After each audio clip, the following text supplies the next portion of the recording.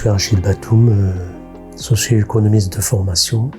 Je travaille sur ces thématiques depuis quand même quelques années et j'ai travaillé dans des organisations qui ont dans leur corps une mission de lutter contre les discriminations et pour l'égalité des chances. Ce travail qu'on fait au niveau des dégâts des discriminations, c'est en fait quelque chose que nous avons côtoyé. On est plusieurs quand je dis nous, on est plusieurs qui travaillons là-dessus. On côtoie cette réalité sans vraiment mettre de contenu dedans et sans avoir le recul pour l'analyse.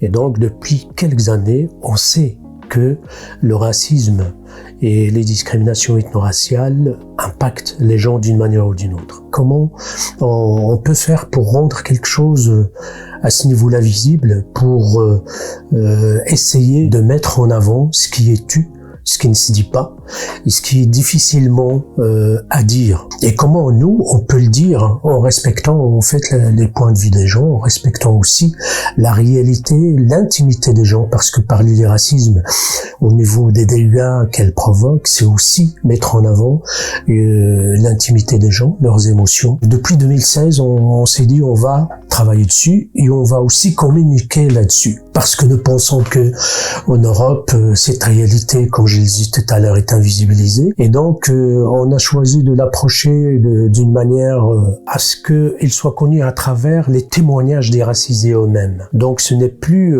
mettre la théorie en avant pour essayer d'en parler, même si la théorie a tout son sens, c'est de mettre en fait les témoignages des gens en avant, des personnes racisées en avant, pour pouvoir théoriser là-dessus. Donc les témoignages, c'est le socle de notre analyse.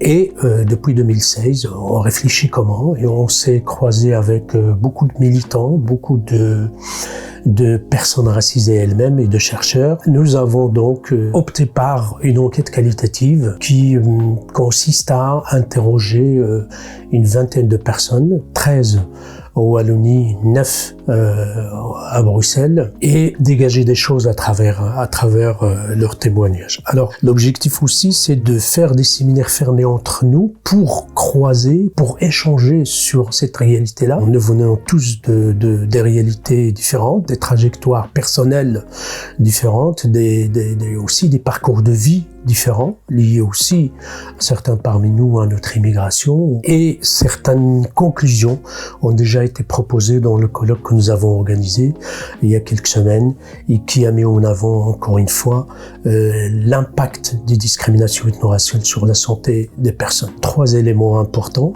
Notre objectif, c'est de rompre avec les impacts de la santé sur les disparités socio-économiques. Ce qu'on veut dire, c'est qu'il n'y a pas que le socio-économique qui est déterminant pour la santé des gens, il y a aussi d'autres déterminants qui sont le racisme, la xénophobie, les discriminations ethno-raciales. Le deuxième point, c'est que cette réalité-là, ce qui ressort dans les témoignages, est transgénérationnelle. Elle traverse les générations et elle est liée au passé, au présent, et il détermine le futur. Le passé, c'est un passé colonial qui a laissé des séquelles et que dans certains témoignages, ça apparaît de manière très forte. Le présent, c'est ce que vivent les gens et de manière au quotidien, ce racisme respectueux et ses impacts, ce racisme quotidien et ses impacts sur leur santé. Et alors le futur, comment ces générations-là portent cette réalité des discriminations au niveau de leur santé dans l'avenir et qu'est-ce qu'il faut faire pour éviter ça. La troisième chose, c'est que ces discriminations ethno-raciales sont donc un problème pour nous de santé publique. La santé publique dans le sens où tous ces dégâts-là, tout ce racisme, ce qu'il provoque au niveau des gens, ce n'est plus une réalité individuelle, c'est une réalité collective.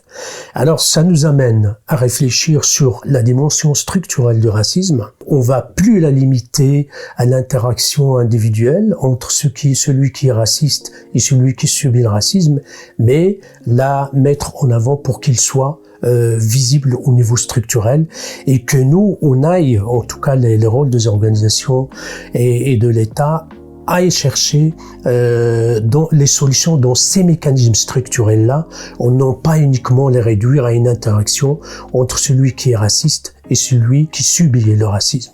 Donc, il faut sortir, pour moi, d'une dimension juridique pour aller chercher ailleurs les solutions. Ça, c'est une chose.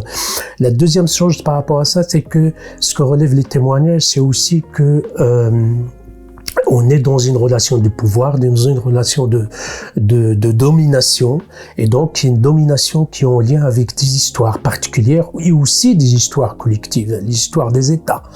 Et une autre chose, c'est de poser cette question en termes des inégalités raciales et de justice raciale.